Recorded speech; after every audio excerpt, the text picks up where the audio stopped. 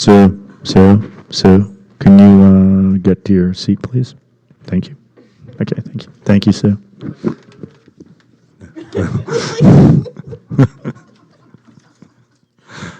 Thank you. Hi there. Good evening, everyone, and welcome to the Tuesday, June 10th, 2025 regular meeting of the Placerville City Council. If you'd all rise and join me in the pledge.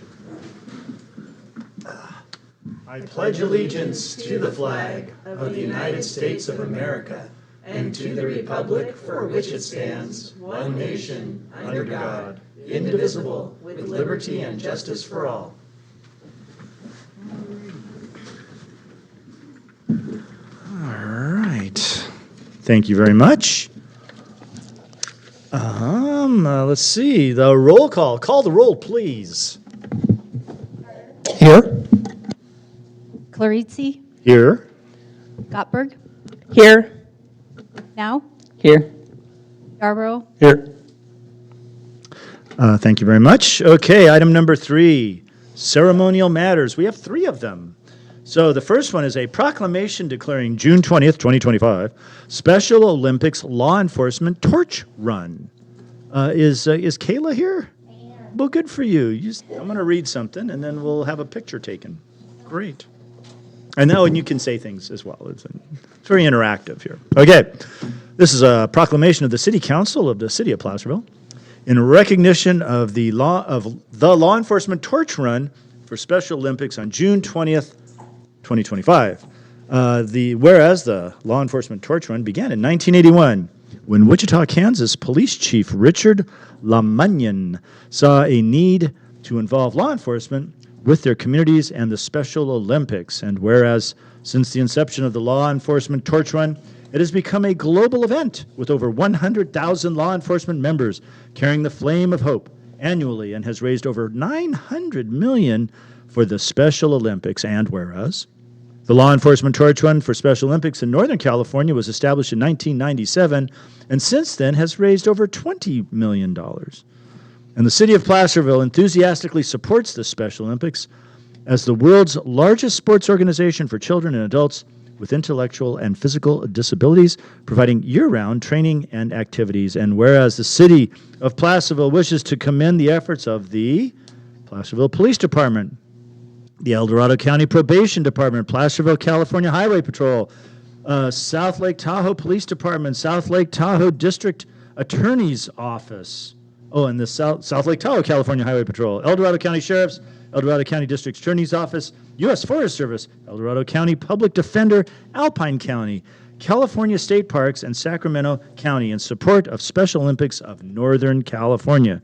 Now, therefore, as I, John Clarizzi, by virtue of the authority vested in me as mayor of the City of Placerville, State of California, do hereby proclaim Friday, June 20th, 2025, as Torch Run Day in the City of Placerville, and join with the participating law enforcement personnel in supporting the Special Olympics Northern California, dated this day, 2025.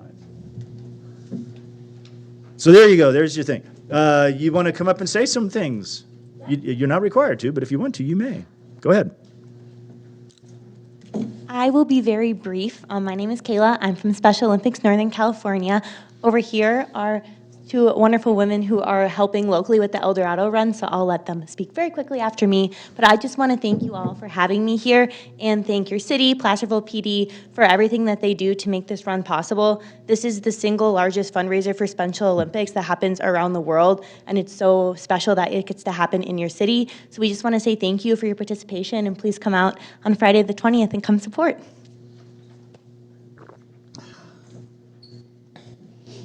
Again, I'll also be very brief. I'm Nikki Mosinger. I'm the Chief Fiscal Officer for the Probation Department here in El Dorado County. Wanted to send a special thank you to Chief Wren and his staff person, Eris using her maiden name because I went to school with her. But they have been so incredibly helpful this year with the planning and coordination of the event here in Placerville on the 20th. So we invite you all to come out. You don't have to run. I believe we provided a fundraiser link for the event as well. So, but we'd love to see you all there Friday afternoon. So. Okay. Well, thank you very much. Oh, go ahead.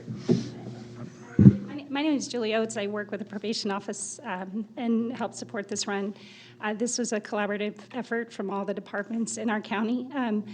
It's unique to El Dorado County that all the law enforcement and public safety officer departments are in collaboration for this run. A lot of other counties in the past have just had one department, and in our county, it's pretty awesome to see all the departments come together. I don't know if you know, the run starts in South Lake Tahoe at 10 o'clock. There's a leg there, and then there's a leg here in Placerville. It starts at the Mosquito Road trailhead or transfer station, and then it runs right down to the bell tower. So that portion starts at 2 o'clock. So if you'd like to come out and just come out and cheer people on, 2:30 is when it should be at the bell tower. So we invite you all out, and thank you again to all the law enforcement agencies and public safety agencies that put this on. Thank you. Thank you very much. All right. Now we get to take a picture. That's exciting.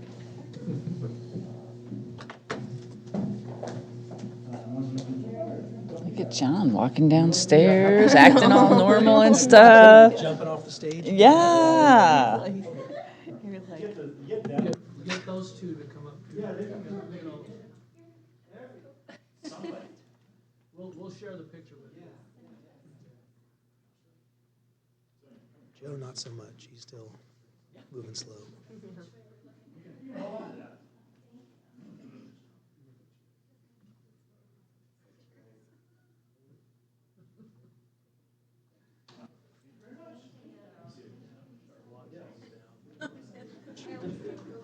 Very good thing.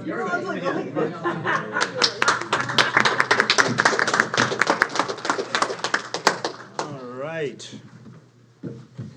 All righty. 3.2, a proclamation. 3.2, a proclamation declaring June 12th through 15th, 2025 as Fair Week. Kathy Dungak, are you? Kathy is here. Oh, you're hiding behind the. Very good. Don't go away. All right. I'm gonna. I actually am supposed to read this like Thursday, I think, when we open the fair. At least that's what I did. No? Oh, thank God. Nobody wants to. It's hot. Nobody wants to hear this. Okay, I'm going to read it here then because I thought I would have to do it there. So that's an excellent improvement. All right. Okay. Proclamation of the City Council of the City of Placerville proclaiming June 12th through June 15th, 2025 as El Dorado County Fair Week. The 2025 theme for the El Dorado County Fair is Movin' and Groovin'. And the El Dorado County Fair is a vital part of our community since the first fair in 1859, offering an opportunity to showcase the myriad talents and industry of our citizens of all ages, particularly the youth involved in agricultural and livestock programs. The El Dorado County Fair continues to encourage participation and recognition of the diverse accomplishments of the county's youth through an innovative partnership with the El Dorado County Office of Education, Future Farmers of America, the local Grange, University of California Cooperative Extension, and the Fair Association. The El Dorado County Fair enriches the public knowledge of the world around them through educational exhibits such as the El Dorado County Historical Museum, EDC Master Food Preservers, wool spinning demonstrations, the Junior Livestock Auction, and ag-related featured booths, and the many demonstrations given by the Master Gardeners. The El Dorado County Fair fosters increased cultural awareness and appreciation of the arts by providing a venue for the exhibition of dance, music, art, and photography. Some of the highlights for this year's fair to be enjoyed by you and your families include the wheelbarrow races, Rubicon Jeep Jamboree Challenge, carnival rides, live shark encounter, whoa, righty, truck and tractor pulls, Father's Day look-alike contest, pageants for Miss El Dorado and El Dorado Rose, Pee-wee Rodeo, mutton bustin', the cutest thing ever, by the way, circus imagination, game shows, junior livestock auction and contest, and much, much more. Now, therefore, be it proclaimed that the Placerville City Council urges all citizens to participate in the many activities offered at this year's Movin' and Groovin' at 100 Placerville Drive on June 12th through Father's Day, June 15th, extends its thanks to the many volunteers whose dedication is an essential part of the success of our annual county fair, and best wishes to the board of directors and staff for another successful El Dorado County Fair dated June 10th, 2025. So, would you like to say something about the fair? I think you missed your calling. You're going to be the voice of the fair next year, Mayor. Okay, great. No, I just want to thank the council, all of our partners. We couldn't do this fair without the support of our community, volunteers. I see a couple sitting up there. I just want to thank everybody, and I hope you guys make it out. We've got great weather. The weather gods are blessing us once again. We'll have nice, cool weather, and there will be people in the tank with the shark, so you got to see. That sounds very exciting. Okay, great. Thank you very much. Well, thank you. Well, that's right. It could be two. Oh, abolish. Really old sharks. Okay. Couple of their sharks, like the shark, something one of my children.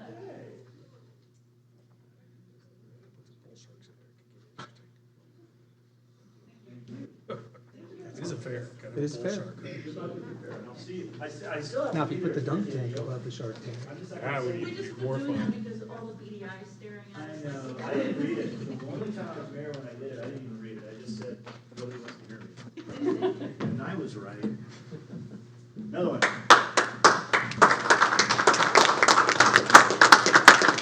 All righty. Thirds here. Okay. And finally, a proclamation declaring June 2025 as LGBTQ Pride Month. All righty. Proclamation of the City Council of the City of Placerville, recognizing the month of June as 2025 as lesbian, gay, bisexual, transgender, queer, intersex, and asexual, or LGBTQIA+ Pride Month. For more than 2 centuries, the founding principles and ideals of American life have included liberty and equality, freedom of expression, and the pursuit of happiness, which are intended to apply to everyone. Marsha P. Johnson, a prominent leader of LGBTQIA+ Pride, proclaimed no pride for some of us without liberation for all of us, inspiring a commitment to inclusivity, compassion, and mutual aid in support of these ideals. Equality of opportunity and freedom from discrimination are fundamental to supporting joy, personal fulfillment, and economic success. The City of Placerville celebrates the American values of liberty, equality, freedom of expression, and the pursuit of happiness, and recognizes the importance of its residents, visitors, and employees to safely express their multifaceted identities which enrich our communities. Now, therefore, be it proclaimed that the City Council of the City of Placerville does hereby recognize June 2025 as LGBTQIA+ Pride Month and honors all efforts that provide opportunities for life free from discrimination and prejudice in support of equality and the pursuit of happiness, dated June 10th, 2025. Is there anybody here to receive this? Okay. Well then, I'm going to slide it over to you. Anyway, and, come on. All right. Thank you for reminding me. Is there any public comment on item 3? Okay, thank you. Closed session report, City Attorney. Thank you, Mayor. The City Council did meet in closed session regarding the POA negotiations. There was no public comment in advance of that. The council has agreed to some terms which will be memorialized in an MOU that will be forthcoming at a subsequent council meeting. But those were a 2% COLA increase for 2025 starting July, a 1% COLA starting on January 2026 until June 30th, and then a 3% COLA for 2026 and 2027 with an escape clause. The 2026 and 2027 COLAs would start on July 1st of each respective year. The council agreed to this in a unanimous vote. Well, thank you very much. Do we have to have comment on our closed session finding? Probably. The Brown Act says on any item. Well, this is any item, all right. Is there anybody who wishes to comment on our closed session report? All right, seeing no one. Thank you very much. The adoption of the agenda. Would somebody adopt our agenda? I move to adopt the agenda. We have I'll a motion. second. We have a second. All in favor? Aye. Opposed? All right. Announcements, presentations to the public, brief comments by the city council. I will start to my left. I have none. I have none. I have none. I went to the ribbon cutting for the Missouri Flat Road overcrossing on the El Dorado Trail. If you haven't been out there, that's a wonderful new addition. That was a great event. And I went to the Arts and Culture Benefit Celebration for Wendy Thomas, Krista Campbell, Terry Bennett, Krista Potter for the Camino Apple Sculpture. Yes, that's in the roundabout up there in Camino. Okay. I did some things. I wrote them down. I can't read my writing, but I wrote it down. I went to the 100th anniversary of the Church of the Nazarene. That was about a month ago on Sunday, and that was a lot of fun. And we had a proclamation for them, and I read that there. I went to Daniel Raffetto's 60th anniversary with the Rotarians. So he started way back in like the 1960s. So that was good, and it's always fun to talk to our service clubs, the folks out there that are doing something in our community. I met, after I got back from my vacation, I met with the Taxpayers Association, always a fun crowd, and we had a very nice discussion about what's going on in town, lots of questions about things like tourism and the general health of the community, and it was a good time. And then I went to Bridging Divides. I was invited to that over at the Office of Education. It's a group that's trying to promote civil discourse and action in our community, both locally and nationally. So that was good. And then I have always a good time. I went down to the wagon train and read a proclamation there. I must admit, because you can't expect a wagon train to be on time. It was a little later than they anticipated to come through town, and I had to go to a fundraising event later that day. But I did read the proclamation, and things were happening at the bell tower, and it was very exciting. So that was my busy schedule as your mayor. All right. Does anybody want to comment on our doings? No. Okay, thank you. The consent calendar. All matters listed under the consent calendar are considered routine and will be enacted by one motion by roll call vote unless any member of the council wishes to remove an item for discussion. The reading of the full text of all resolutions will be waived unless a council member requests otherwise. Does anybody have anything they would like to remove from our very nice consent calendar? Seeing none. Does anybody out there have comment on our consent calendar? All right. We will bring it back. Do I have a motion? I'll move the consent calendar. I'll second. I have a motion, a second. Would you call the roll, please? Aye. Carter? No. Aye. Yarborough? Aye. Gottberg? I with an abstention on 7.1 as I did not attend the meeting. Clarizzi? I with the same exemption because I did not attend the meeting. All right. Okay. Public comment, non-agenda items. This portion of the meeting is reserved for persons wishing to address the council on any matter not, I repeat, not on the agenda, that is within the subject matter jurisdiction of the city council. State law prohibits the council from acting on items not listed on the agenda except by special action of the city council under specified circumstances. The mayor reserves the right to limit the speaker's time to 3 minutes, which I do. And as I like to say, let's treat people with dignity and follow the golden rule when you're making your comments up there. Anyway, so do we have any, would anybody like to comment as part of our public comment on non-agenda items?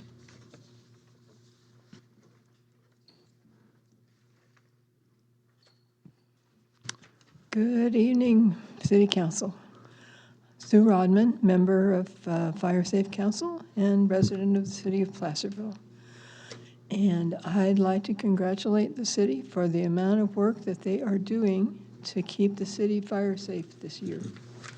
And I've been assured that our goats will be back this year and everyone can go and admire and look at how cute they are as they get rid of some of the vegetation that we want to get rid of so it doesn't burn our houses down.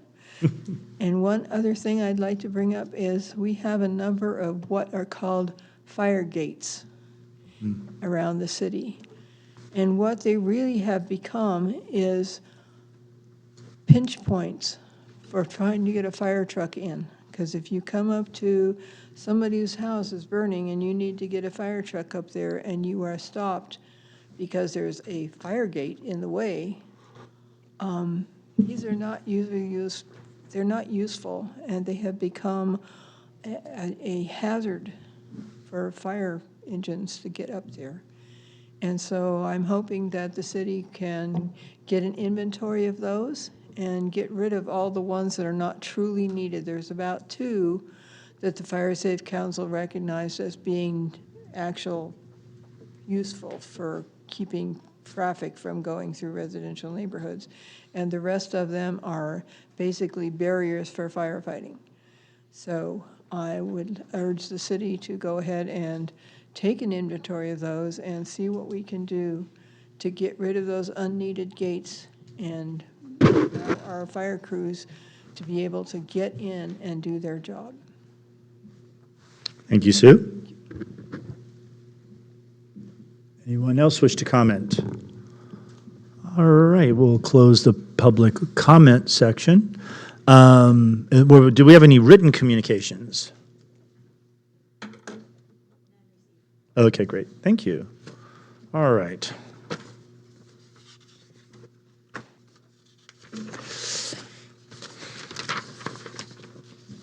All right, let's see. We did not pull any items from the consent calendar. We have no ordinance to consider. Public hearings. Consider approving the budget for fiscal year 2025-2026. Mr. Warren. Good evening, Mayor Clarici, members of the council. So this is a follow-up to your April 30th and May 20th budget workshops. And today we'll talk about sales tax trends, general fund budget, and all other operating fund budgets, as well as your capital improvement programs, or CIP budget. Oh, you need a presentation to look at, don't you? Sorry about that. Thank you. So your Bradley Burns sales tax, which is 1 percentage point of the 8.25%, is your most significant local economic indicator. It represents 56% of your total general fund revenue. You continue to have strong per capita sales tax revenue at $582 per person in the city in 2024. Placerville was ranked number 41 out of 540 agencies. That was down or up, depending on how you look at it, from number 37, but we do hope to be number 1 someday. So the quarter ended December 24. The receipts were down by about $33,726, or 2% on the cash basis. That did include prior period adjustments. When you take those adjustments out, the decrease ended up being about $45,000, or 2.7%. El Dorado County, similar, was down by 3.2%, and the state overall 1.1%, so we weren't alone. And then looking at your contributors of sales tax, you can see that your county and state pool, autos and transportation and building construction make up the most of your sales tax. The state and county pool actually increased as a proportion, where all the others actually decreased. So that's primarily due to the growth in online sales tax. But when you look at the major contributors, the next slide is important because you see where the growth is. And autos and transportation was up 5.36%, building construction 2.58%, and the rest of them were actually a decrease in those different various categories. And then looking historically, the red bar is cash, the blue is adjusted for annual inflation, and then the green is actually cumulative inflation. And you can see that we did really well actually during the pandemic, but then sales tax flattened out. And actually on the cash basis, or when you look at it on a 10-year field, it's actually at the 15-16 level, even though we've had a little bit of growth. So a dollar today is worth more than a dollar tomorrow. So the overall forecast for 24-25, this current fiscal year, is just north of $6 million. The forecast for next fiscal year is $6,249,799. So coming out of 24-25, we're actually under budget by $442,000, and then we anticipate about $216,000 in growth. And then looking at your general fund, which is your only true source of discretionary dollars, it pays for most city services, including public safety, street maintenance, parks, and recreation. It does include foreseeable projected economic impacts, so increases in utility, health insurance, the cost of personnel, step increases, those kind of things. If approved, program delivery will be affected in certain areas. We'll get into that a little bit more. But we began the budget with $1,029,000 deficit, or 8.57%. And keep in mind, last year we dealt with about $1 million. So it's been a tough couple years. And then on top of that, we had about $1.1 million in additional requests, which most of those we're not recommending those tonight. So one of the changes, you may recall, El Dorado County has historically helped pay for our aquatics program. For many years, we received $20,000. 2 years ago, we received $77,555, which we always appreciate. And then this current year, we received $37,500. But this year, the county tells us they're not going to be able to contribute, unfortunately, due to their budget constraints. So, and then medical insurance, we anticipate about a 10% increase, or we assumed on that, 11.9% increase in workers' comp insurance, 8.21 for general liability insurance, 15 for property insurance, 8.4 increase in pension employer contributions. So these big numbers you see when you look at revenue growth being flat, or very minor increase in revenue compared to these large increases in expenditures, it really creates a difficult situation. So we did assume existing employee commitments, including the ones that were the city attorney listed out of closed session. No contingency for unforeseen expenditures, typically between $75,000 and $100,000 roughly. This current year, we have about $84,000 one-time money we were able to use for that. Conference training and travel, we assume $21,000, mostly for health and safety type training, a little over $47,000 for computers and other equipment, and no contributions towards capital projects. So that would be city facilities that would normally be paid out of the general fund. Looking at retiree medical, we only do pay-as-you-go. There's no pre-funding, full exposure there. We recommend $1,056,000 in additional budget adjustments in order to balance the budget. The first thing is the transfer from your road maintenance revitalization account, or SB1, an interest of $321,000. So that revenue is typically used for projects, road projects. And what we're recommending is that we use that this year for regular road maintenance through your Public Works Department. We also assumed an increase in master fee schedules. That is yet to come to you. You'll need to approve that first. So that particular line item will not be identified until you approve those fee increases of $168,000. And now I'll hand it over to City Manager Morris to talk about the Police Department reorganization. So for these next four items, I'll address the first one, the Police Department reorganization.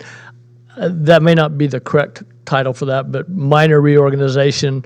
What we're looking at is through upcoming planned retirements in the department, is anticipated that through some minor organizational changes, these savings will be realized. Since these changes are not anticipated until mid-year, the savings reflect 6 months of the change, basically.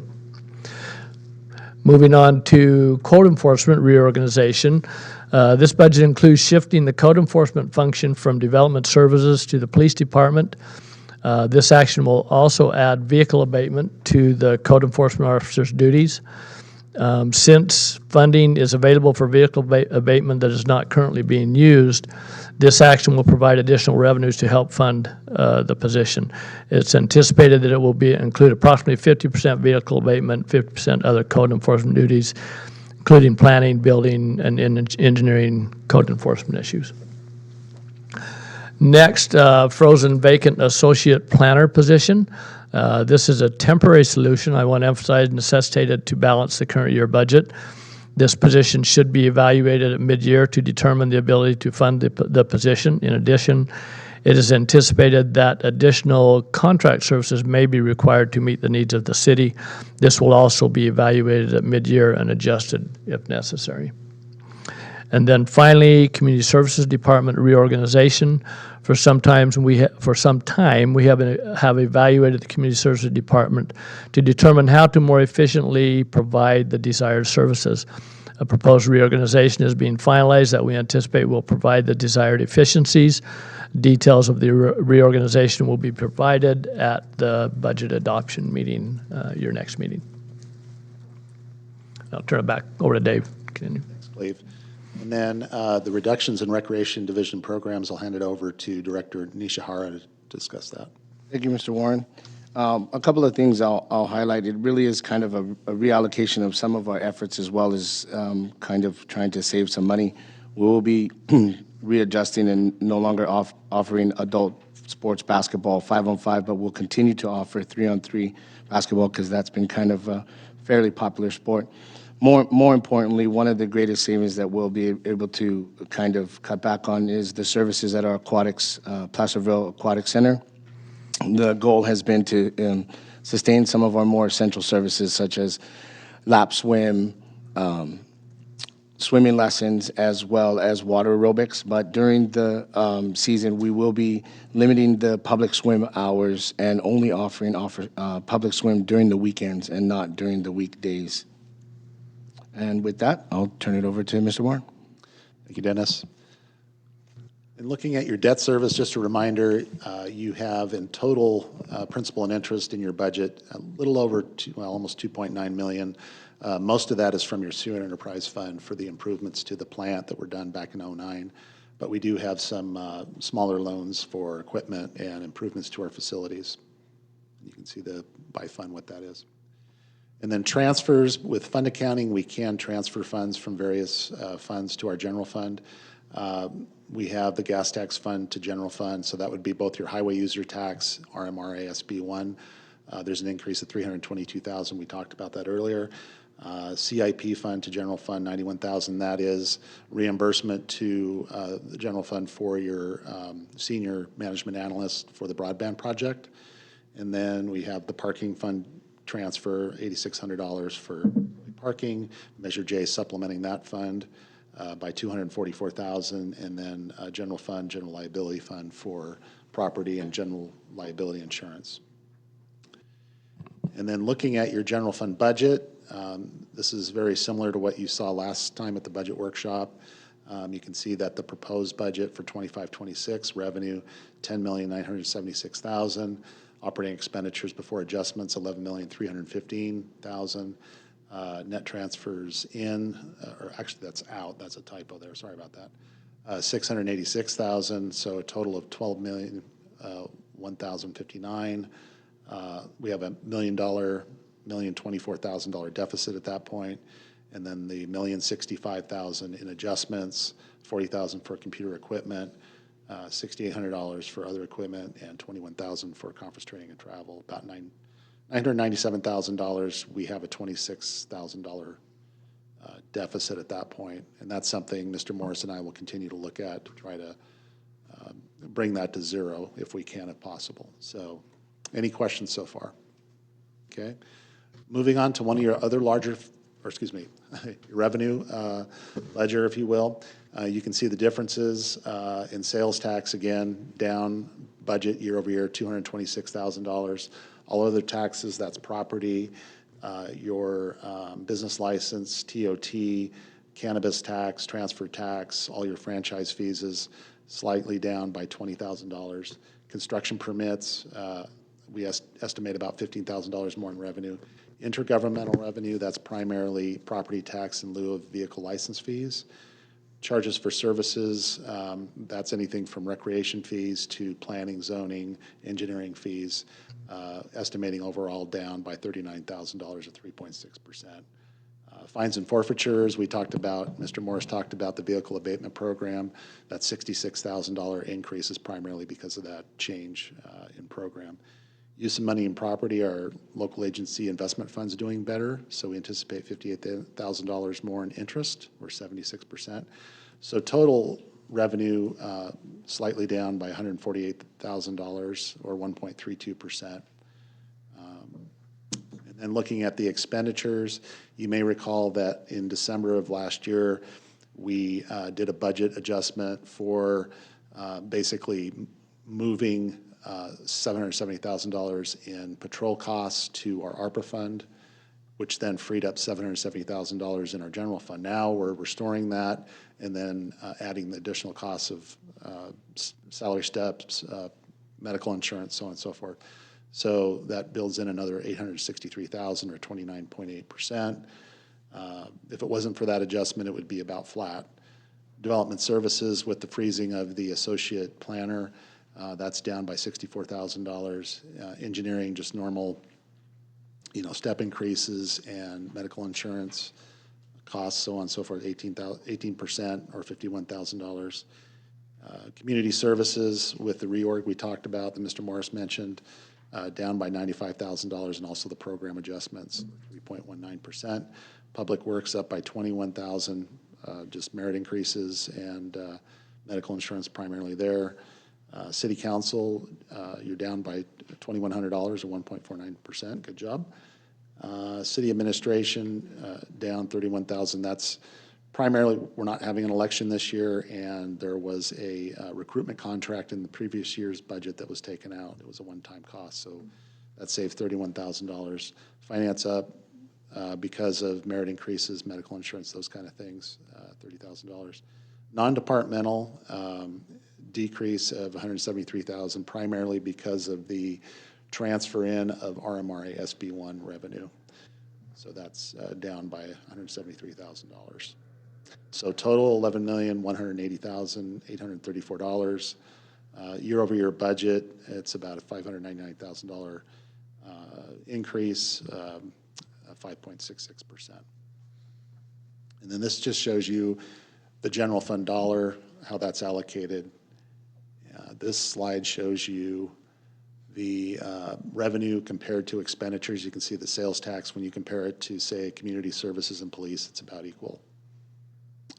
And then looking at fund balance, and you can see that we had planned spending in 23-24. That was planned use, pre-funding of your pension, as well as doing some one-time projects with the revenue that you built up in the previous 3 years.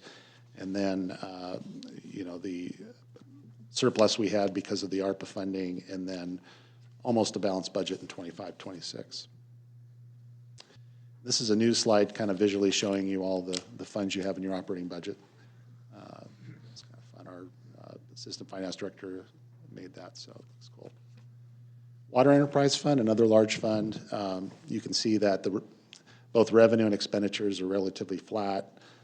We have a $70,000 deficit. We do plan on finishing the water, wastewater cost of service study, which will address that deficit, as well as some personnel needs in those areas. So we do have some capital outlay of $4,000, $2,500 in conference training and travel, so about a $77,000 deficit. That fund has done well in the last couple of years, so there's adequate fund balance to handle that deficit for right now until the study is done. The Sewer Enterprise Fund, similar story. Just a reminder, we transfer in all of our Measure H funds, about $1.4 million for debt service and projects. So when you see that surplus of $582,000, that's before capital projects that the city engineer has set to go. So again, it's something there's no contingency, and there's some additional positions we're looking at for that fund. So that'll be addressed through the rate study. And then the other funds, they're very small, relatively speaking. I don't have any comments on these unless you have any questions or comments. And then looking at your total operating budget, revenues, $28,530,768. Expenditures, $24,960,998. So a surplus of $3,569,770, but that's before CIP and reserves. And you can see revenues overall down by $32,000, expenditures slightly up by $183,000, but relatively flat. Any questions? Okay, moving on to CIP. So good news, over the last 12 months, we've completed 14 projects. Our engineering and public works departments have been very busy, actually community services as well. So those are listed there. And now I'll hand it over to your city engineer, Savage, to kind of review those projects, new projects. Thank you. These are the same projects that were presented at the budget workshop, so I'll run through them pretty quick. The first 7 projects, we're proposing to add funds to existing projects. Some of those are going to be going to construction this summer, including the Smith Flat Road paving and Placerville Drive pedestrian connectivity. We're also adding design funds to the Mallard Lane Maintenance Project and the Canal Street projects. And then the next 5 projects on the list are proposed new maintenance projects for the water reclamation facility, all of which are funded by Measure H. And lastly is the Measure H and Measure L construction reserve. And we have a pretty significant amount that we're putting into the Measure L construction reserve because we want to keep some flexibility as we head into construction next year. We have a lot of projects that are going to be constructed in 2026. And without knowing exactly what the matching requirements are, we're just kind of waiting to see who gets to the finish line first, which projects will be ready, and then having that there will be very helpful. Thanks, Melissa. And then the last 3 projects, Mr. Stone, Public Works Director, if you could review those for us. Thank you, Mr. Warren. The first one is the small Center Street parking lot fence. What that'll do is tear out that fence that's fallen down, clean up that vegetation, stabilize the bank, and then put some parking barriers to try and limit the number of people that damage the new fence. After that, there's the water meter radio points. What those are, we've installed those a couple times in the past. What that allows the guys to do is we basically put them in locations that are harder to read or a safety issue, like along Highway 49, or if it's in a backyard where there's dogs that are going to chase the guys. It allows the guys to read those remotely. I was talking with them today. They're in some places where there's a pretty good line of sight. They're able to read them from like 300 yards away, so they can drive down the road and get the reads from the meters instead of going and digging out boxes and doing safety stuff. So it's a safety thing and makes them a lot more efficient. And then lastly, there's a lead water service replacement. That's something that's been going on for quite a while. We've got some state and federal regulations that require us to identify service line material and then come up with a replacement plan accordingly for those. Thank you, Nick. So at the bottom, you can see the total price tag for this list is $4,363,751. $3.3 million is coming from Measure L, and $933,000 is from Measure H, and you can see the other 2 funds. The Measure H-L Sales Tax Committee did review these and recommend these projects, the Measure H-L projects, to the City Council, just so you know. So, any questions? Okay. And then lastly, the upcoming items we have, so we're asking that if these assumptions look okay to the council and the public, we would like to bring the formal 150-page document to you on June 24th to adopt. And then we need to complete the water wastewater cost of service study. We anticipate the draft being finished in July and then coming back with a workshop in August, most likely, at least no later than August. And then we need to complete our master fee schedule update. And also with the frozen positions and the different adjustments we talked about coming back in March of 26 to evaluate how we're doing in our operating budget. Is there a way to restore these things, or some of these things anyway? So with that, I'd be happy to answer any questions you may have. Do we have any questions right now up here? Yeah? No? Okay, great. Okay, I'm supposed to open a public hearing? And that's what I'm going to do. So I'm going to open up a public hearing on this item, 11.1, for the proposed fiscal year 2025-2026 operating and capital improvement program budget proposals. So the floor is now yours.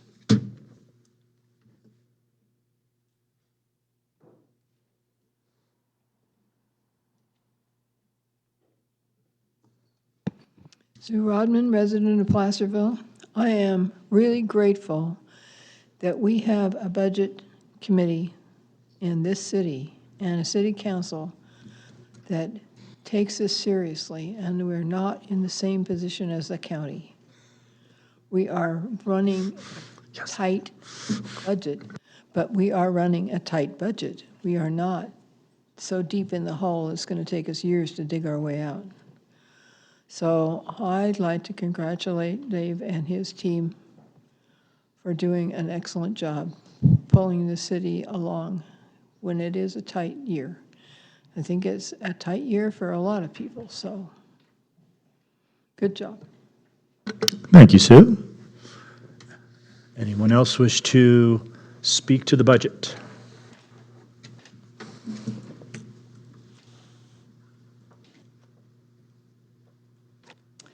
Good evening, council and staff. Kathy Lishman, city resident.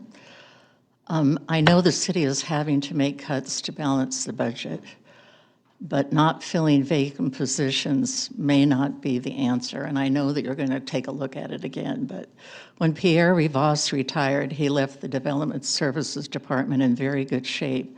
And now it seems the department is being severely cut in its ability to function and provide services. The workload of planning has always included short-term and long-term planning efforts. The department has a list of projects. There's a lot to do, and they will need more help. The associate planner resigned recently, and it's being recommended not to fill the position. The city hasn't had a city planner, which is a different category, a higher category, since Andrew Painter retired. The possible freezing of the associate planner position doesn't seem to be in the best interest of the city, its future, or the new director. It is being recommended to share the code enforcement officer with the police department. In simple terms, code enforcement officers ensure compliance with local civil regulations like building codes, state health and safety codes, and zoning codes, while police officers enforce criminal laws, maintain public order and safety, and have broader arrest powers. To me, they don't seem to necessarily go together. It is tempting to want to share the code enforcement duties between the police department to save money. Many reorganization ideas that look good on paper do not produce the desired results, and the city could get way far behind in what it needs to do to maintain the city and to not go backwards. If zoning codes are not enforced, they can make those who do comply feel they're being treated unfairly and are at a disadvantage. You will see competition by others doing what they know is wrong simply because there is no enforcement. Sign ordinances can help control how a city looks. This can be an important concern for tourism and for locals. Please don't let the Development Services Department go backwards. I hope more discussion and more thought can be put into the Development Services Department and the code enforcement position. I'm not sure what the plan is, but it sounds like it's 50-50. But it seems the code enforcer should be located in City Hall to interface with building, planning, and engineering. We have ordinances and laws that need to be enforced. With all the development being done in the Missouri Flat area, the city needs to do what it can to put its best foot forward. The grace and charm of Placerville needs to be protected. Please support the Community Services Department. Thank you, Kathy. Anyone else wish to speak? All right, we will close the public hearing and bring it back up here. Before we take any other further discussion or action, I too would like to thank staff and everyone who's weighed in on this. Certainly, my associates up here. None of these decisions are easy. They all require a lot of thought. I've been very pleased and impressed by staff's ability to get together and come up with some good ideas on how to handle this. Any fears about what we may or may not be doing are justified. On the other hand, I expect that we will be keeping a very close eye on how some of these changes move forward and whether or not they're working the way we anticipate. So we'll keep an eye on things and report back and make sure that our wisdom was actually that, in fact. So anyway, that's it for me. Is any other comments or do we have a motion? I just want to add to those comments. I mean, every department head worked really hard on this. They took a lot of haircuts, every department did, and so our fiscal responsibility is amazing. Thank you guys very much for doing that. Yeah, I just wanted to shout out the department heads because they did an amazing job this year. Thank you. Indeed, thank you. Anyone else?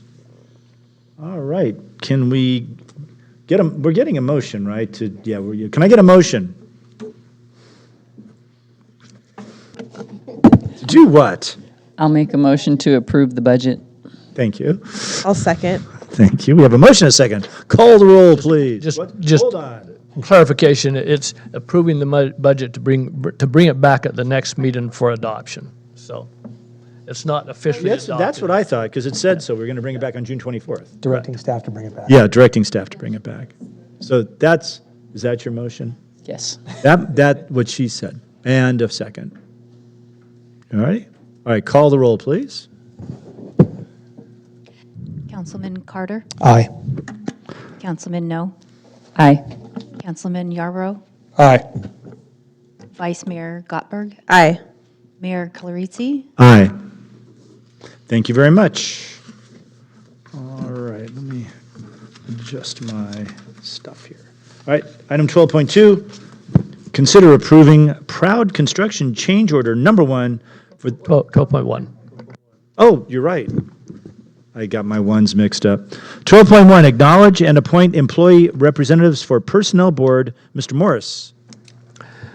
Thank you, Mayor and Council. The city has had or authorized to have a personnel board for many years, goes back to actually 1982.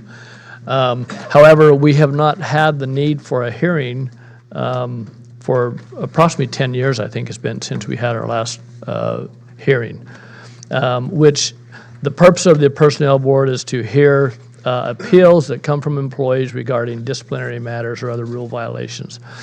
So we unfortunately do have an appeal that has happened in the city, and so we need to reform our personnel board that has been inactive now for quite a few years. The process is described by the ordinance, which defines that 2 members are to be appointed by the employees by a secret ballot election, and then 2 members are appointed by the city council, and the remaining member is appointed by those 4 members that are selected. So what's before you tonight is we did conduct the secret ballot election, and 2 members were selected by the employees. They are listed here in your agenda, Ken Michalewski and Scott McWhirter. Ken was a former Public Works employee, and Scott is a current SHIELD volunteer. He's current, right, Joe? Sort of. Yeah, he volunteers when he can. So the action before you, number 1, is to appoint those 2 to the committee. And then number 2 is for you to select 2 members for the council to select from the city council, from the city's perspective. In order to move this along because of timing, I talked to these, what are there, 7 people, I guess, that I talked to that have interest and said they would serve if you would like them to. And I'll run through these quickly. Tom Cumpson, I think most of you know them. He serves on our Measure HL committee, and he is also a former attorney for El Dorado Irrigation District. Mark Acuna is a former mayor and council member, a former PG&E employee, and Mark informed me that he was a union rep for the employees when he was an employee for PG&E. Pierre Rivas, former mayor, council member, and city employee, recently retired, has also expressed interest. Wendy Thomas, former mayor, council member, and county board of supervisor. Patty Borelli, former mayor and council member, current member of the Placerville Economic Advisory Committee. Dennis Thomas, former mayor and council member, and then Debbie Cal, who is a recent incumbent of the Personnel Board. She has been on the Personnel Board for several years, and prior to us disbanding it, if you will, or letting it expire, and she has also expressed interest in remaining on and helping serve if you would like. So there are a couple of options to the council. You could simply select the 2 that you would like, and how you do that tonight is just to nominate 1 at a time, I would assume, and and vote on that and then take nominations for a second person. The other option would be if you would like to interview these people, you could select a council committee to actually set up some interviews. I request that you do that fairly quickly. We do have some timelines we have to follow to get the committee appointed, and we do still need to have them select the fifth person for the committee also. So the other piece that I would request that you do is select them for specific terms. Two of them one from each side for a 2-year term and one for a 4-year term. So one from the employee representatives for a 2-year and one for a 4-year, and then the same for the two that you select for the council representatives. At your next meeting, assuming we can get this done within that time frame, I'd like to bring back a recommendation for the fifth member if the 4 members can find that person and select them prior to that meeting. So with that, I'll answer any questions and send it back to the council. Are there any questions? Okay. Any comment? Okay. Does the public wish to weigh in on our list of lists? Okay, thank you. I would like to weigh in. Ms. Cal is an incumbent, and apparently doesn't sound like they met while she was an incumbent, but I would suggest maybe we consider just having her do it. I know Debbie a little bit, sharp gal. I'm sure she'll do a good job. And I would also think we might want to consider Tom Cumston, attorney, straight shooter. I've known Tom a long time, good guy. He'd probably serve very well in this capacity. They're all great. They could all do it. I'm not too concerned about that. And if anybody has any alternatives, let's go. That's what we're here for. What do we think? I'm fine with those choices. I also am fine with those choices. Same here. I had the same too. Oh, boy, if this goes bad, I'm in trouble. Okay. So can we just nominate them both? Just a motion to nominate both at the same time would be fine. Do we want to? Terms.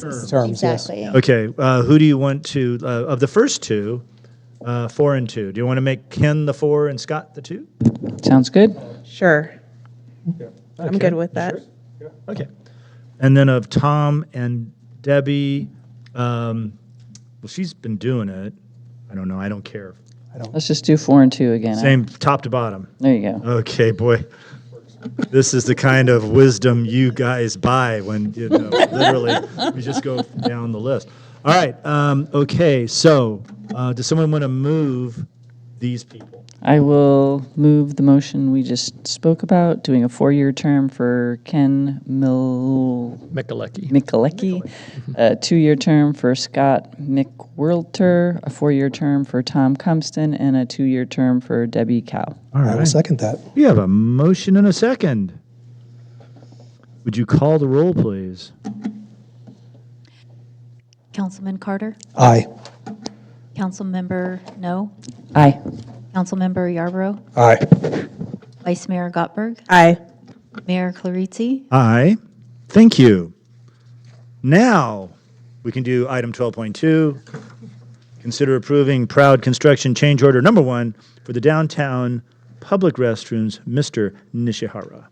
Thank you, Mayor Clarici. This item before you is a request to adjust the existing CIP 42418 in regards to the downtown public restrooms.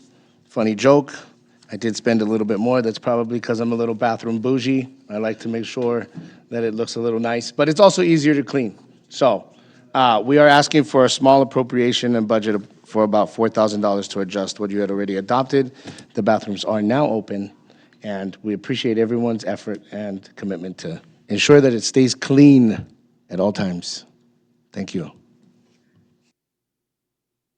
We're still trying to figure bathroom bougie when it comes to a public restroom. That's something to aspire to, and I appreciate that. Do I have any questions for this? It seems pretty straightforward. Nope.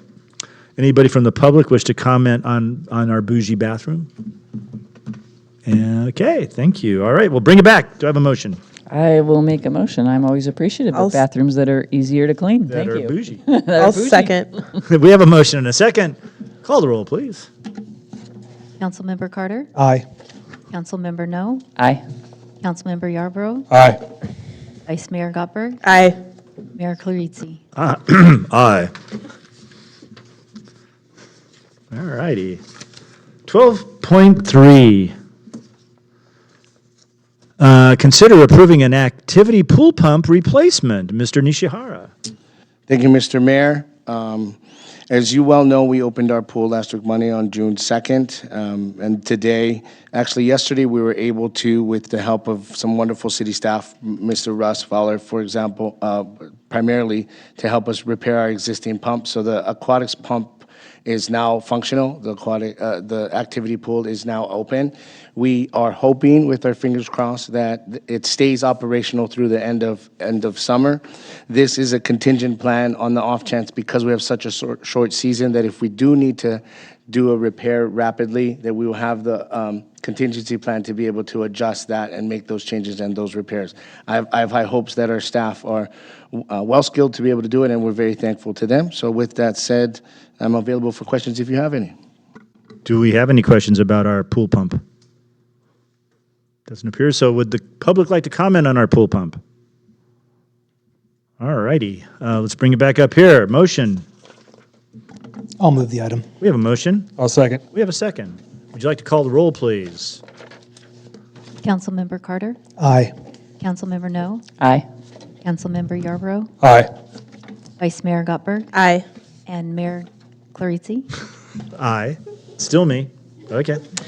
Item number 15, council reports from other agency meetings. All right, let's go around the horn. El Dorado County Transit Authority. Yeah, so we met, and of course, we did the same thing we're doing here. We're finalizing operating budget, finalizing fiscal year personnel allocation table, organizational chart, finalizing fiscal year capital improvement plan budget, and then, of course, we authorized El Dorado County Transit staff to proceed with issuing a notice to contractors requesting bids for the bus parking lot improvements. And we also did a proclamation for Mr. Ken, let me get his last name right so I don't screw this up, Umfred's 11 years of public service with Transit Authority. Wow, very good.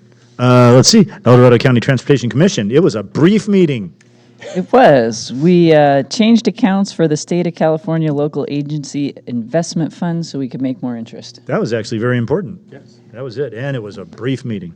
All right, LAFCO. We did meet. We also did our adoption of the final budget and the work plan for fiscal year 25-26 and the salary schedule for staff. We also decided to take a year off from membership in CalLAFCO due to some issues on the statewide CalLAFCO board. Cool, thank you. Let's see, SACOG, we meet on Thursday, but I just want to add something. I'm on, as part of my SACOG duties, I'm on the Transportation Committee, and the meeting itself was of no consequence. It was not no value, no consequence. It had to do mostly with transit stuff, which is really hard right now. The transit entities down there, RT and all that, are suffering greatly. I did bring up a couple things, though, that I think as a region we need to consider. Not some important, well, it's important to everybody. We have at the state, the California Air Resources Board, they are going down the path of doing even more tweaking to the fuel mixtures and standards. And it's getting to the point where you're starting to wonder, are we just, are we chasing that last 1% of value when it comes to air quality? And I think no one's going to argue that air quality needs to be bad. Okay, no, we're going to do that. As I mentioned in this group, I can remember the days before the Clean Air Act. I remember going to LA to visit my sister in the 60s, and you literally could not see the end of the street because the air quality was awful. And they took the lead out of the gas, and they started doing all sorts of things with cars and emissions in cars. And lo and behold, we got a huge benefit out of that, to the point where cars don't emit nearly like they used to, and across a range of things. And now I feel like we're just chasing that last increment just for giggles. And it's also very expensive. And it's going to get to the place where it's going to start being prohibitively expensive on consumers in this state, and which leads to another item which is closely related to transportation, that is land use development, because right now there's a mantra of keeping everything in cities, infill, around highways, and nobody wants sprawl. But on the other hand, it's really expensive, and in a day and age when housing is expensive and you can't really afford it, especially if you want to buy a house for the first time. I think the region needs to reconsider some of this stuff. Plus some of the EV standards. I'm a proud owner of an electric vehicle. It's parked out front. It's a wonderful thing. But even I think some of the EV standards that have been promoted by the state are crazy. They want us to buy electric buses. The people I represent, they drive buses in the snow. You cannot get a bus with automatic chains. It does not exist. So how do you buy your EV to drive it in the snow if you can't get automatic chains? And there's a myriad of other issues involved. So anyway, I did that. I got a little on my soapbox. It was fun. Anyway, but SACOG meets Thursday. Pioneer Community Energy Board. We meet next week. Thank you. Placerville Fire Safe Council. I actually did that one. So we didn't have an official meeting due to a lack of a quorum, but we did get a request that we are struggling a little bit to meet our FireWise community numbers. And so the council and city staff are asked to be the example for the city. And so if anybody has hours worked personally or money paid to contractors to clean up property, they can email it to me directly, and I will make sure that gets to the right people. But we're being asked to be examples and set the standard to get some hours and some money in to maintain our FireWise communities. I have at least 2 parcels that I can do that for. Email them to me. I'll make sure I will they get let to you the know. right spot. I can even do it for outside the city, can't I? Correct. There's FireWise communities outside this. Great. I will send you multiple things. Okay, great. Excellent. Everyone think about that. Even if your neighbors are doing it, just, I don't want to say make numbers up because that would be wrong, but come on, go over and give them the website. All right, Opportunity Knox. We did meet. They're in the process right now of their HHAP grant funding for the coming year, so we talked about some recommendations for that. And I have some NAV Center updates if anybody's interested in numbers from the NAV Center. Sure. Okay. So current, current population's 59 with 6 dogs. They had total exits of 68 to permanent situations since the start of the NAV Center, so they're pretty excited about that. And the average length of stay for a resident of the NAV Center is 89 days. All right. Thank you very much for that. Aren't we getting or did it already happen? No, thank you for reminding me. Okay. So yeah, HHS is going to be doing a presentation at our next meeting, and we have been asked to watch the presentation that was given to the Board of Supervisors. I will email that out to my fellow council members because there were, I guess, a lot of questions answered during that meeting that we do not need to necessarily repeat. So I'll send that information out to the council so we can be prepared for that update. I actually watched that video, and I had a whole bunch of questions that didn't get answered. So it was kind of interesting that way. There you go. Okay, great. Thank you very much for all of that. Does anybody want to comment on our comments about the things we do? All right, no, great. Any requests for future agenda items? Any? Okay. City manager and staff reports. Nothing tonight from us, Mayor. Okay, anybody? Okay, great. Wow, upcoming items you can read. I trust all of you can read, and you can read that list. Okay, so hearing no further things, adjourned. Go home. Nice. I want to thank everybody.